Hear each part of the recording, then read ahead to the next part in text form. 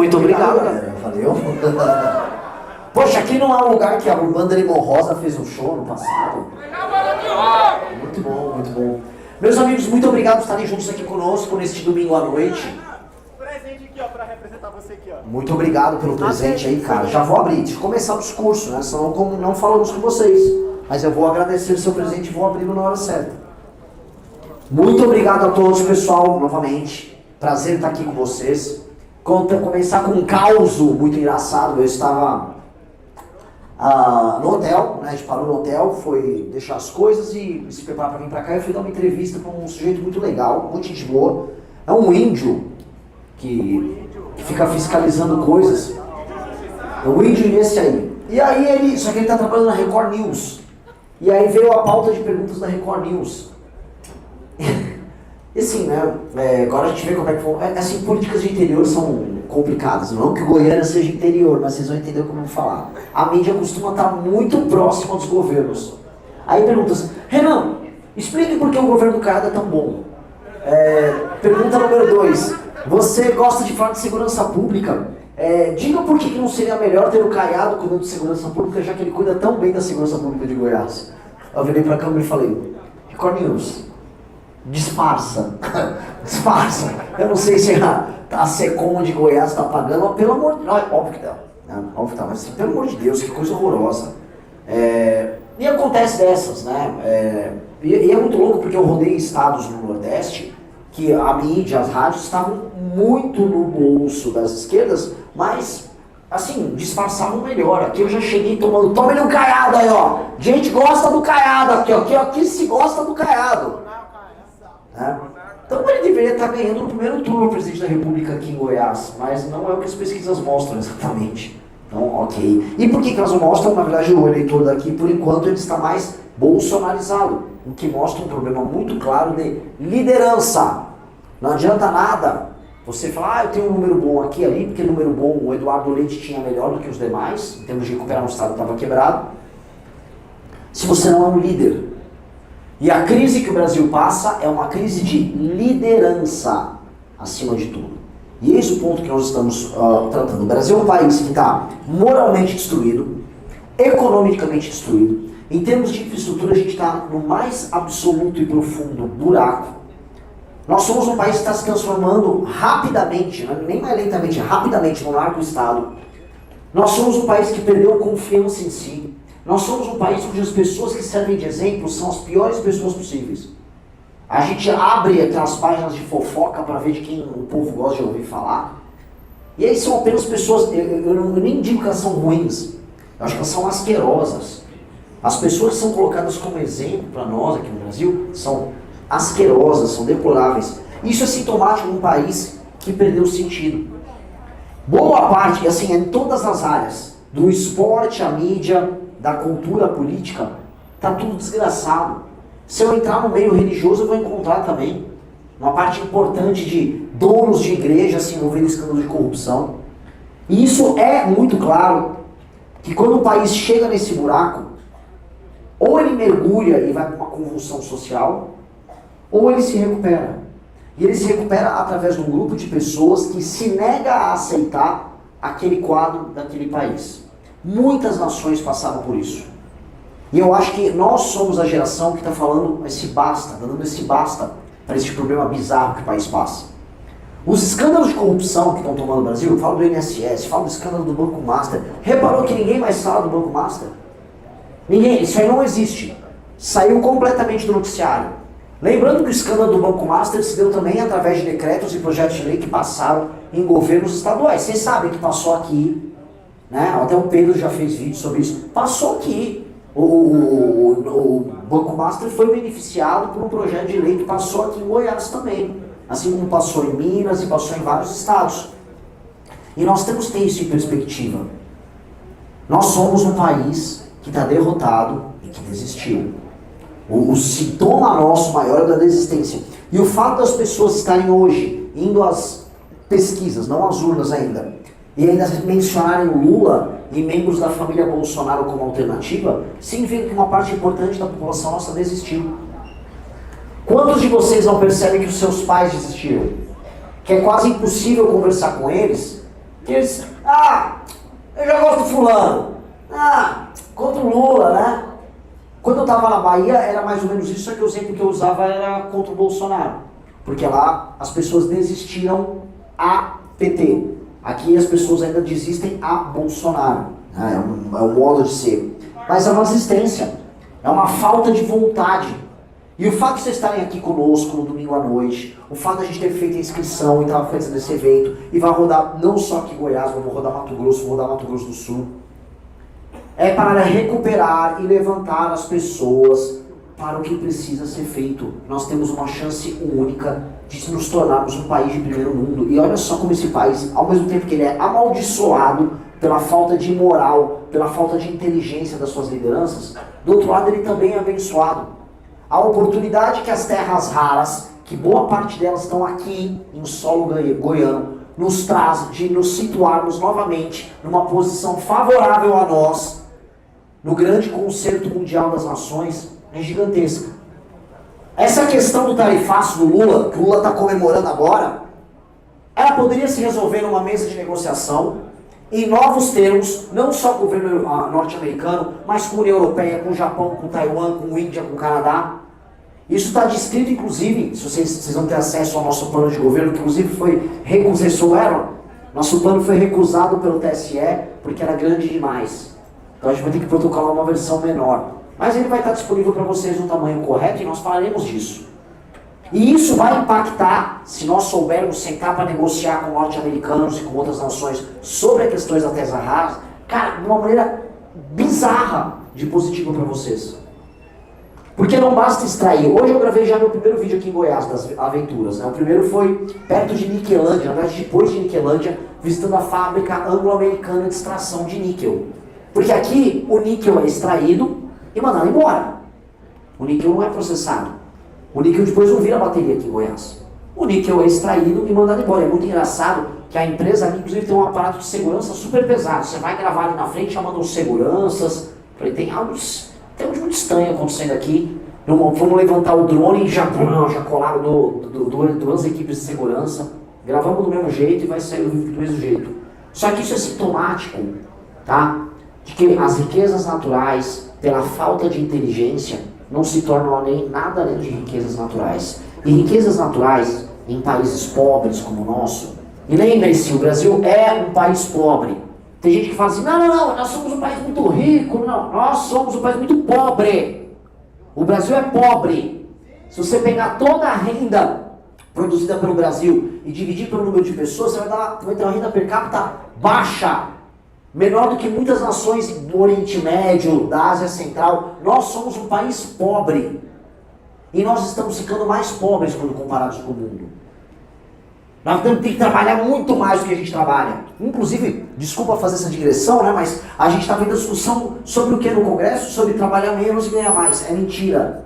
Não existe num país que está ficando fora das cadeias globais de produção a hipótese de trabalhar menos e ganhar mais. Nós não estamos nessa posição, nós não somos a Inglaterra, nós não somos Hong Kong, lugares, inclusive Hong Kong a galera trabalha muito mais do que no Brasil. Nós estamos completamente perdidos. Mas retornando para essa questão das terras raras. Aqui é um exemplo claro disso. Aqui é um estado que tem surtos, que tem espasmos de industrialização. Vocês não são só um estado do agro. Aqui em Goiânia vocês têm uma elite ligada ao universo da medicina. Vocês formam médicos, há muito tempo, é uma tradição que vocês têm aqui. Vocês são capazes de formar pessoas aptas a trabalhar com serviço, com indústria. E por mais que o agro seja uma força, e é uma força, tem que ser respeitado como essa força, o Estado não se resume ao agro. E nem deve se resumir ao agro.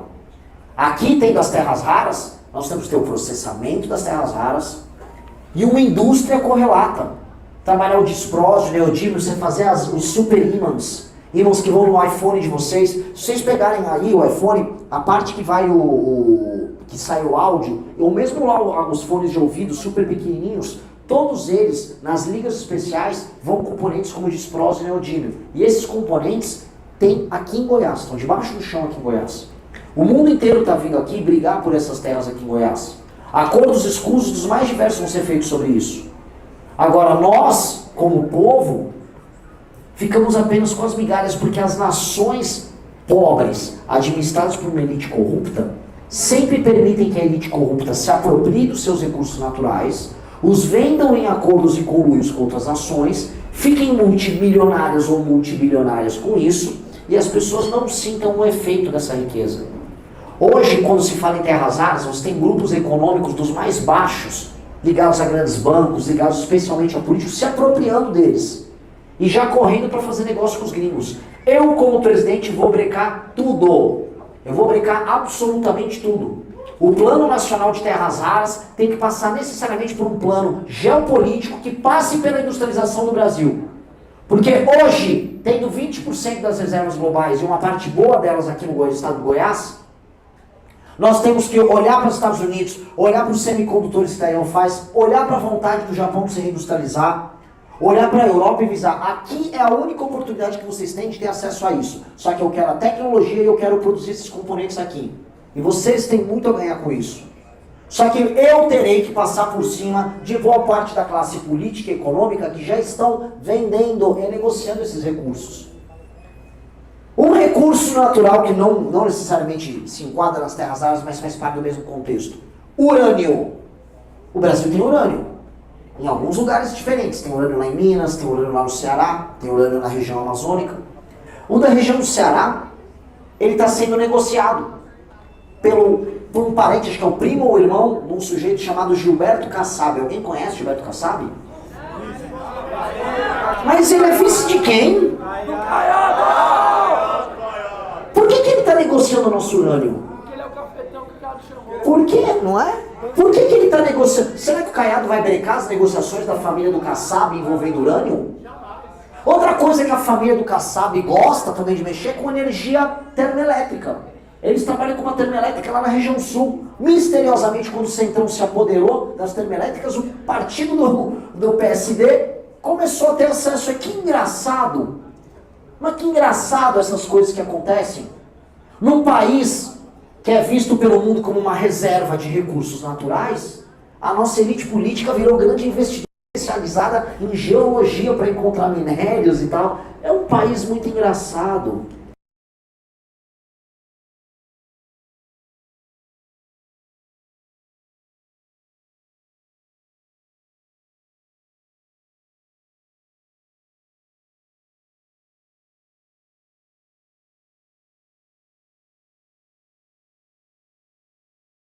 Produto pronto, em multiplicar o valor exportado, em agregar valor. Nós estamos formando cabeças no Brasil, nós estamos formando inteligência, nós estamos formando empresas, nós estamos criando startups nessas áreas. Nada! Nada! É um país empobrecido e derrotado. As empresas estão sendo fechadas no Brasil, setores inteiros estão desaparecendo. E ninguém tem coragem de falar isso. Vi agora meu concorrente Flávio Bolsonaro anunciando que vai dar celulares para todas as mulheres e idosos do Brasil. Vocês viram isso? Regra básica, quanto é um celular barbante, uma funcional, um smartphone? R$1.500? Vamos botar aí? Se ele pegar por R$1.000, R$1.200 para fazer, sei lá, o celular Brás, para dar para todo mundo, tirando mulheres que são crianças, ou que não queiram ter um celular do governo, vamos botar aí 70 milhões de mulheres, vamos botar mais aí uns 30 milhões de idosos, vamos falar em pelo menos 100 milhões de pessoas. Multiplique isso por R$1,2 mil, são mais de 120 bilhões de reais no ano. Isso é papo de maluco, isso é papo de picareta, isso é papo de ladrão. O governo brasileiro não dispõe de dinheiro para sair dando celular por aí. Isso é mentira. Fora que ele vai pagar como essa conta? Ele vai cobrar de quem os impostos? Não, eu sei que vocês estão fazendo a piada com o Vorcaro, mas, não, assim, para além da piada, porque o fato do Flávio ser ladrão é sabido por todos. Mas eu não estou falando nem do lado do ladrão dele, eu estou falando do outro lado, que é o lado burro. É o lado burro. Ele acha que ele vai motivar as pessoas a imitar o Lula. Ó, o Lula deu a picanha, agora eu vou dar um celular. Esse é o nosso fim. A partir do momento que nós nos tornamos uma cópia mal feita do petismo, que é o campo do antipetismo, nós morremos. Vocês são pessoas aqui se arrastando por migalhas para talvez ganhar um celular da Celular Brás enviado pelo governo federal? É isso que vocês viraram? É isso que nós somos, um povo de fraco, comprado por aparelho celular vagabundo, dado por um ladrão, ligado ao Comando Vermelho como esse bosta do Rio de Janeiro? Porra, não! Não! Odeie ele! Odeie a todas essas pessoas que ficam vendendo o nosso destino com promessa vazia. Meu papel nessa eleição é falar, eu não vou dar celular para ninguém. Eu não vou dar celular para ninguém. O que eu posso fazer é cortar privilégios do alto funcionalismo e dar um abatimento de imposto para as pessoas que querem ter celular. Isso nós podemos fazer. Para qualquer um, homem, mulher, rico, pobre, velho, novo. Todo mundo.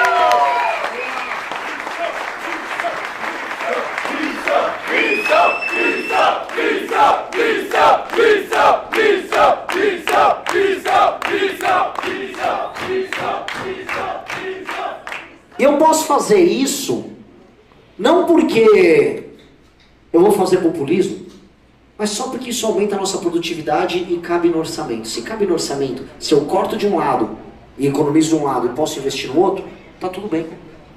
Agora, ficar prometendo dar coisa para os outros, coisa de picareta. Mas eis o país que perdeu tudo, o país que não tem mais dignidade, ele vive disso. E eu vou falar, porque assim, vocês aqui convivem muito com bolsonarista aqui em Goiás, certo? Sei que aqui em Goiânia há uma decadência desse grupo, mas convivem. E sabe qual é o argumento dessa gente no final? É assim, ah não, mas tem que fazer isso para ganhar do PT. Então eu tenho que votar a favor do PL da misoginia para derrotar o PT. Eu tenho que votar a favor do fim da escala 6 por 1 para derrotar o PT. Eu tenho que me juntar ao PT pela PEC da blindagem. Tenho que me juntar com eles. Tenho que votar agora com o PT a favor da pauta bomba, como passou agora no Congresso Nacional. Eu tenho que fazer exatamente o que o PT faz, senão o PT fica no poder. Qual o sentido disso aí? Eu tenho que me envolver também nos mesmos escândalos de corrupção do PT. Então se o PT está no escândalo do INSS, eu também tenho que estar. Se o PT está no escândalo do Master, eu tenho que estar também. Só que, meu Deus, se propor qualquer coisa diferente disso, o PT volta. O PT fica. Tem sentido? Tem sentido? E aí eu sei que pra vocês, porque pra mim eu sou uma pessoa meio maluca. Eu acho desesperador você olhar, e esses são os males da democracia. Eu sou profundamente democrático. Mas assim, como é que pode a população brasileira não enxergar um absurdo desses? Como é que pode a população brasileira estar alienada, vendo esses dois grupos políticos completamente corrompidos lá, e falar, não, parece que é isso mesmo. Como é que pode? Como é que pode o destino de uma nação, que tem mais de 200 milhões de habitantes, e que pode ser uma das maiores nações do mundo, ser eventualmente nas eleições, ser uma bosta? Ser, assim, optar de maneira voluntária, de ir na urna e apertar 13 ou 22, escolhendo um destino mais tosco e torpe possível. É como se as pessoas optassem por pular do precipício. É esse o jogo. E lembrem, todo mundo aqui é antipetista, certo? Sim! E muita gente falou, não, o eleitor do PT, ele vota de maneira quase inconsciente, né? O Lula dá uns benefícios, a pessoa, me dá o benefício. E o eleitor do nosso campo? Se não é inconsciente ou com base em um estímulo desses, é ainda pior. A pessoa é capaz de fazer um julgamento moral e fala, eu vou pelo caminho da imoralidade. É pior. Eu visitei pessoas das regiões mais pobres do Brasil que votam no Lula, que votam no Centrão. Essas pessoas, o apelo que o lulismo tem é um apelo às vezes de sobrevivência. Do tipo, uma mãe solteira, não, mas ele vai me dar agora um vale gás se eu não consigo cozinhar. Eu não concordo, mostro que elas estão erradas, mas você entende o apelo de curtíssimo prazo daquela mãe solteira. Eu não consigo entender porque um empresário do agro, que vê todo o absurdo que é feito no Brasil, fala, não, me parece que o caminho é continuar votando na família Bolsonaro. Ele não está na mesma posição que essa mulher. O dono de uma loja de material de construção, um vendedor, essas pessoas não estão na mesma posição que esta pessoa muito pobre que acaba dependendo do petismo, que vive sob o terror do PT. O PT inventando para eles que se o Lula não ganhar, todos os benefícios acabam e aquela pessoa vai morrer de fome. Que essas pessoas vivem sob ameaça. O eleitor à direita não está votando com o estômago ou com medo. Ele está votando com o coração. Mas não com o coração no aspecto positivo dele. É o coração apaixonado daquela mulher que continua apaixonada pelo marido que bate nela. Como a gente sabe que existe. Aliás, estamos aqui num estado, Goiás, que tem muita música sertaneja, que é música de corno, né? Então, assim, é daquele cara que é viciado naquela mulher que trai, mete os chifres. Meu mãe, eu amo ela! É uma passionalidade estúpida, burra. É uma passionalidade que não nos leva a nada. Que é uma relação abusiva. É uma relação abusiva que o eleitor tem com o seu eleito, com o seu candidato, e ele permanece como uma paixão estúpida e irracional. E a gente está pregando a racionalidade, e as pessoas falam, não venha ser racional. Me iluda com uma paixão, eu quero essa paixão idiota. E vocês quem são?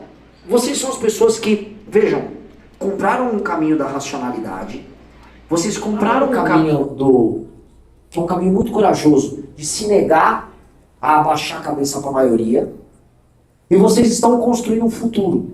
Não vocês especificamente, né? Nós.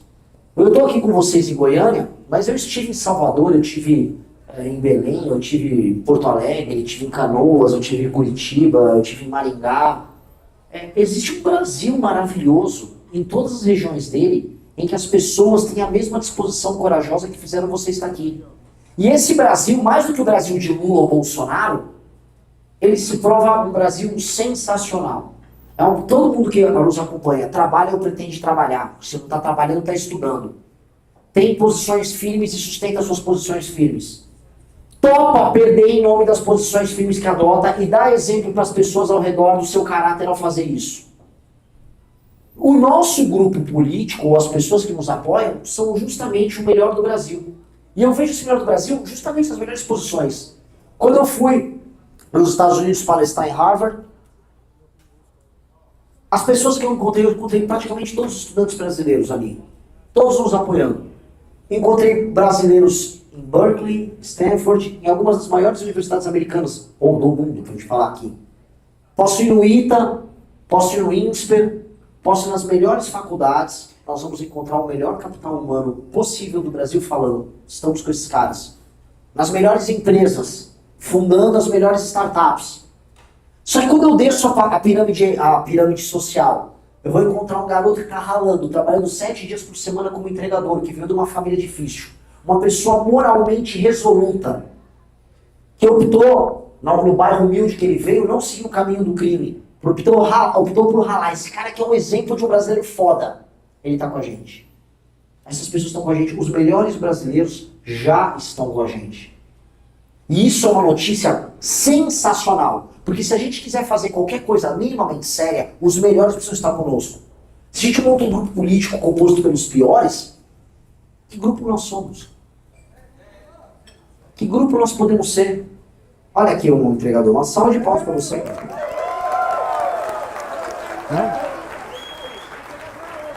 É outro? Isso aqui é sensacional. Em vários lugares do Brasil isso aqui está acontecendo, ó. Isso aqui é sensacional. Isso aqui é uma revolução.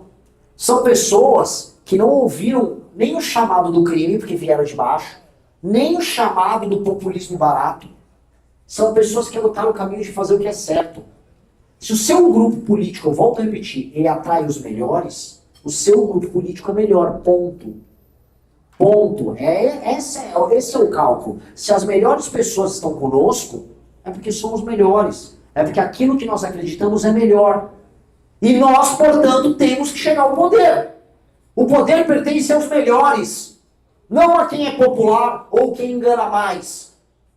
Nós temos que ser resilientes, trabalhadores, firmes, ocupar todas as posições de poder que nós fomos ocupar e derrotar as ilusões que tomaram a cabeça dos nossos pais e as cabeças dos nossos avós. E assim nós vencemos. E assim, chegando ao poder, nós vamos poder conversar com o resto do mundo, não para a gente fazer, vamos dizer, lobby para, sei lá, em vez de ser o dono do partido do Kassab, ser eu que sou o presidente do partido de missão, dono de urânio. Eu não vou ir a isso aí. O prazer do Kim Kataguiri, que é um dos fundadores do nosso grupo, é jogar videogame e ir naqueles eventos incompreensíveis. Ele vai. Eu fui e gostei, inclusive dancei bastante. Ok? O meu é tocar com a minha banda. O dos outros é roubar. O prazer dos outros é ficar rico roubando composições. Esses caras não são feitos do mesmo material que a gente. Nós queremos, quando formos negociar com os Estados Unidos, não é estabelecer um monopólio via um business que a gente vai rolar com o Trump. Como quem faz o intermédio disso hoje é o Joesley Batista. Se eu não me engano é aqui de Goiás. Não é? Não. Nós vamos defender o interesse brasileiro porque o que nos interessa é algo muito maior do que o dinheiro, do que a mansão. É o nome no livro de história. O nome no livro de história é poderoso demais. Ser lembrado pelas próximas gerações por ter feito o que é certo é grande demais. Essa é a minha missão e essa tem que ser a missão de todos vocês. Nós temos que ser a geração que vai ser lembrada para sempre como uma geração gloriosa, que mudou o destino de um país que hoje vai para o buraco. Hoje, o nosso país é uma bosta. O nosso país é um fracasso. E se alguém te disser de maneira eufemista, mentira! É mentira! Estamos indo pro buraco. O Brasil está virando um narco-estado. Eu estava no Rio de Janeiro, o Rio de Janeiro está inteiro tomado pelo Comando Vermelho.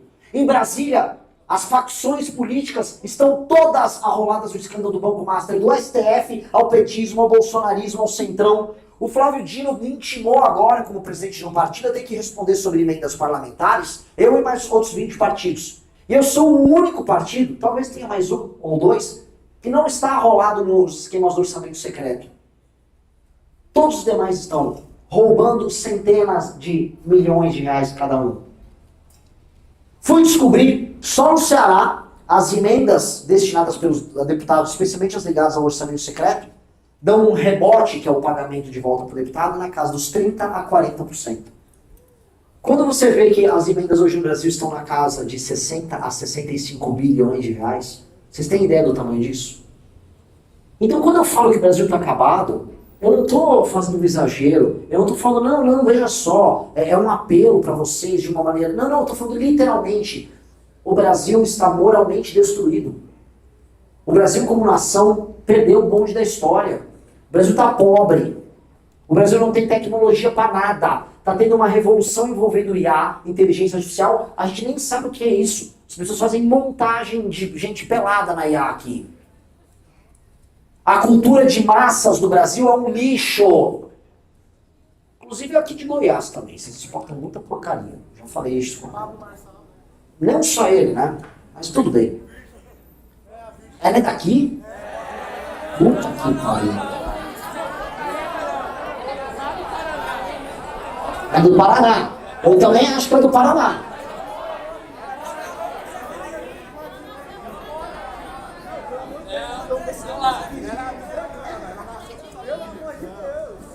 Eu não sei, galera, assim, não dá pra ter um papo com a Marçal e a Virgínia no mesmo estado, assim, acho que vocês precisam... eu tô tentando ser simpático com vocês, mas... a gente precisa discutir, realmente, eventualmente entregar Goiás para outro país mesmo. É sério. Não, ela mora, mas assim, muita gente mora aqui. Joesley Batista, Virgínia não, vamos fingir que não, mas vamos fingir que não teve essa parte. Eu acho que ela é do Paraná, tá? Eu acho que ela é do Paraná. Ah? Enfim, vamos abstrair esse tema. Nós, é que vocês são como mineiros, mas lembrando sempre, eu como paulista, eu lembro vocês que eu sou o seu pai. Vocês... Sim, mas vocês têm que ter orgulho disso. Vocês são os paulistas que vieram pra cá, vocês são bandeirantes.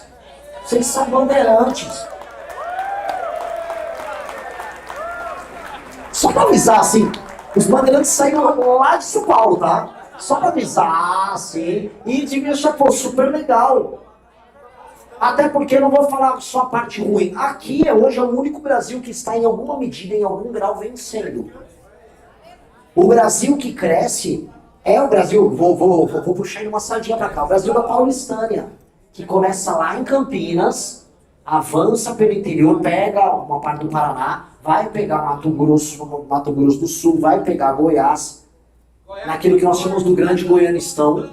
Só que aqui, o Goianistão faz parte da grande região da Grande Paulistânia.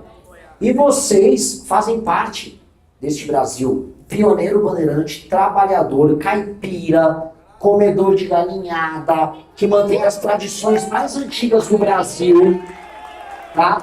A gente viu a Espanha ganhar a Copa, mas foram vocês que não só cruzaram o Tratado de Tordesilhas, mas tomaram a terra que era dos espanhóis e tornaram isso Brasil, porra.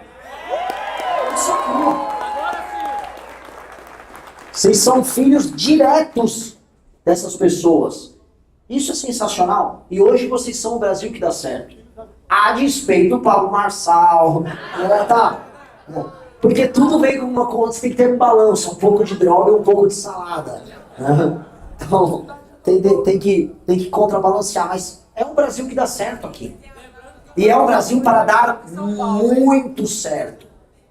Muito certo. É um lugar para ter mais infraestrutura.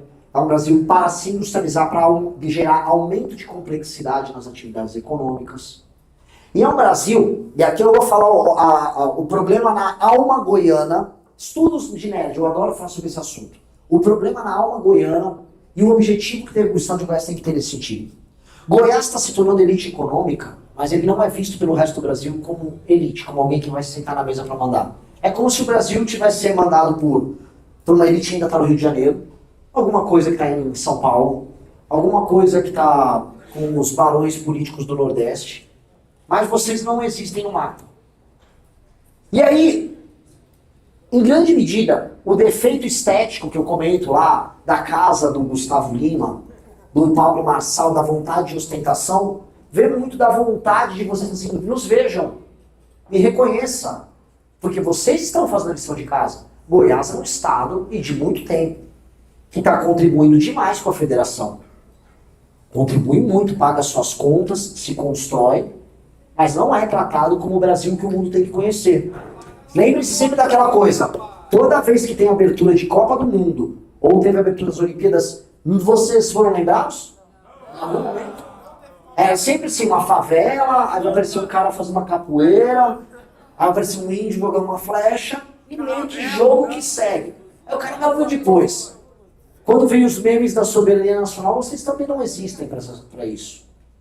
Então, a questão da conciliação do Goiás junto ao Brasil é entender que tem que haver um reconhecimento do Brasil para isso, mas tem que entender também que Goiás, se quer ser elite, tem que se comportar como elite.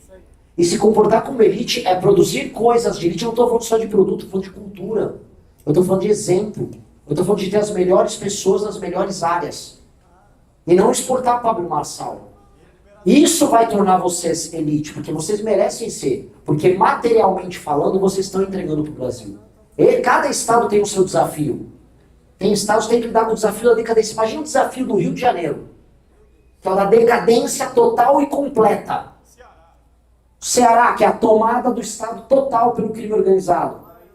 Bahia, que também é um elemento de decadência fortíssimo. Moral, social, para o estado da sabotagem. A luta para não ser sabotado. Maranhão é tipo, cara, precisamos virar um estado. Entendeu? E do Goiás, o que eu sou do ponto de vista material tem que ser reconhecido. Mas se eu ficar gritando me reconheça, eu vou construir uma casa greco-goiana gigante e vou botar uma melancia na cabeça. Que é o que a elite aqui em grande medida faz. O que nós precisamos ter é mostrar a cultura local que vocês têm, que é a cultura essencial do Brasil, a cultura da viola, e produzir coisas de alto valor e alta qualidade. Pegar não só o agro de vocês, mas a produção que vocês têm e elevar ela, transformar em agroindústria, transformar terras raras em produtos processados, produzir tecnologia. Vocês já são conhecidos pela medicina, serem mais conhecidos pelos serviços. É verdade, vocês têm IA aqui. Exatamente. Então, veja, o estado de Goiás, vocês estão na fronteira para cruzar essa linha. Para ser elite. E essa é a vontade, porque materialmente vocês estão se tornando elite. E aí vem o quê? A responsabilidade. Porque quando você se propõe ser elite, você se propõe ser melhor. Quando você se propõe ser melhor, então você tem que ser melhor. nós não montamos um partido para sermos melhores? Então o desafio de cada estado, eu sempre falo nos estados que vou, qual é o desafio de cada um? É esse. E o de vocês está mais fácil que os demais, tá? Porque, imagina chegar por Rio, gente, vamos só começar. Primeiro a gente tem que prender o judiciário, o executivo e o legislativo inteiro aqui nos estados de vocês. Temos que destruir o Comando Vermelho, o ADA, o TCP, temos que desafavelizar, vamos dizer, milhões de pessoas, temos que resolver a Baixada Santista. Você fala, meu Deus, calma, é muita coisa. O Rio de Janeiro realmente é. Aqui não. Aqui são as escolhas que vocês vão fazer que vão moldar o tipo de elite que vocês serão. Por que elite vocês serão? Porque é um estado que dá certo, que faz parte justamente de um Brasil que vem dando certo. A nossa presidência da República tem que ser um catalisador disso. É um catalisador do processo. Um processo que, envolvendo terras raras, envolvendo a agroindústria, ajude a pegar o que é bom, que já é bem feito, torne competitivo, conecte com o resto do Brasil, porque infelizmente a parte de infraestrutura ainda está longe, está boa. E aí vocês realizam esse grande destino bandeirante que vocês sempre tiveram. E isso termina de realizar o grande destino do Brasil, que é ser uma das maiores nações do mundo. Vocês cumprem parte desse destino. Na verdade, o pouco que está mantendo esse país ainda, eu ia falar de pé, mas a gente não está de pé, ainda de joelhos e não totalmente caído e morto, é o que é produzido aqui. E isso é muito poderoso. Isso é muito poderoso. É como se fosse uma das últimas fronteiras, uma das últimas linhas de defesa de um país que está destruído. Então é de vocês, mais do que de outros lugares, que eu vou cobrar mais. E sempre é assim. São das pessoas que estão numa posição melhor, são dos melhores jogadores, os melhores guerreiros que se cobram. Mas não é. As pessoas vão cobrar o Messi agora, na final da Copa. Os holofotes vão ficar para ele, para a vitória ou para a derrota. E é de vocês que são parte de um estado que está dando certo que a cobrança vem. Nós precisamos virar esse jogo muito. E muito por aqui. E não deixar o sucesso material de vocês se transformar em elites corruptas que vão se valer desse sucesso para se apropriar dele e ir para Brasília fazer o que todas essas elites sempre fazem. Não é esse o eterno destino brasileiro? Então não deixemos isso acontecer. Não deixem isso acontecer. Vocês têm capital humano de qualidade, vocês são um estado especial, vocês são os grandes herdeiros aí dos bandeirantes. Não é, vocês são os herdeiros. O meu estado perdeu muito disso. Vocês mantêm viva a música, a comida, costumes, a terra. E eu, como talvez um dos maiores fãs dos bandeirantes vivos aqui no Brasil, eu digo para vocês, como os verdadeiros filhos do Brasil bandeirante, os mesmos bandeirantes que honraram e transformaram isso aqui num pequeno espacinho, uma faixa de terra dos portugueses, numa das maiores nações continentais do mundo, eu digo para vocês, venhamos todos juntos vencer essa guerra. Muito obrigado. Gostou do vídeo? Se inscreva no canal República da Onça. Não se esqueça de fortalecer deixando o seu like e comentário. Até o próximo vídeo.